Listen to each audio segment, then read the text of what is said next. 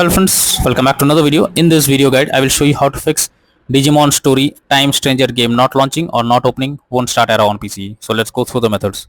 Well, the very first method is to restart your PC. This is an important step, so don't miss it out. Simply click on the Windows icon, click on power and then select restart. So this will restart your PC. Once your PC restarts, launch the game and check if it's working. If this doesn't work, next method is to run the game as administrator. So for that, select your game under library section, right click on it, click on manage and click on browse local files. This will take you to the game folder where your game has been installed. Select the game application, right click on it, click on properties, click on compatibility and here select run this program as an administrator. Click on apply and OK, and after that launch the game and check if it's working. If this doesn't work, come back again, select disable full screen optimizations, hit on apply and OK and launch the game and check if it's working now. If this also doesn't work, come back again, select run this program in compatibility mode for select Windows 8 or previous version Windows 7, hit on apply and OK and after that launch the game and check. But if the issue still continues again and again, then you have to come back, uncheck all of these, hit on apply and OK and move to the next method. Well, the next method is to verify integrity of game files. For that, go to Steam, select your game under library section, right click on it, click on properties, click on install files and then click on verify integrity of game files. So this will take some time. Once the game files are verified, launch the game and check. If not, next method is to update your graphics card. For that, go to the search option, search for device manager. Now here you have to expand display adapter, select your graphics card, right click on it, click on update driver and then click on search automatically for drivers. So this will check and update your graphics drivers. After that, launch the game and check. NVIDIA and AMD users, go through the link already given in the description and you can easily update your graphics card from there. Next method is to allow the game through firewall. So for that, you have to go to the search option, search for Windows security, search for Windows security. After that, here you have to click on firewall and network protection, click on allow an app through firewall, click on change settings. After that, search for the game whether it's listed or not. So the game is listed over here. If you cannot find the game, click on allow another app, click on browse, go to the game folder, select the application, add it to the list over here.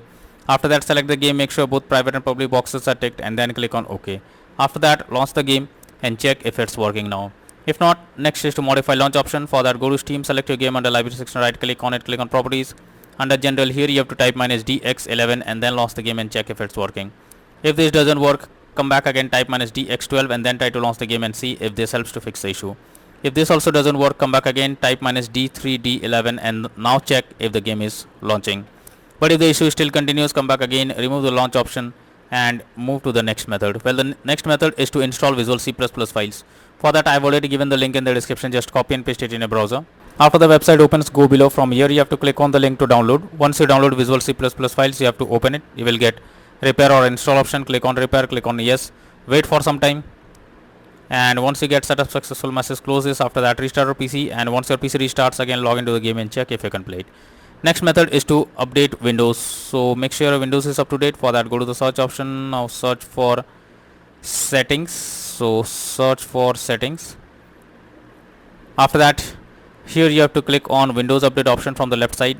After that, click on check for updates. So this will check and update your Windows to the latest version. After that, try to log into the game and check if you can play it. If not, next is to disable in-game overlays. So Steam users, just go to Steam, select your game, right click on it, click on properties. Under general, here you can see enable the Steam overlay while in game option. If this option is enabled, you have to click on it to disable it. Once you disable this, now launch the game and check if you can play the game. If not, next is to run the game on dedicated graphics card. So for that, go to the search option, search for graphics settings. So search for graphics settings. Here you have to add your game to the list. So for that, click on add a desktop app. After that, you have to go to the game folder where your game has been installed. Select the application from here, add it to the list over here.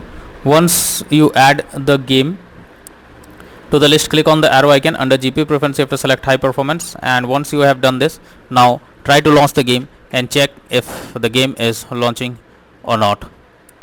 Next method is to increase virtual memory. So for that, you have to go to the search option, search for view advanced system settings.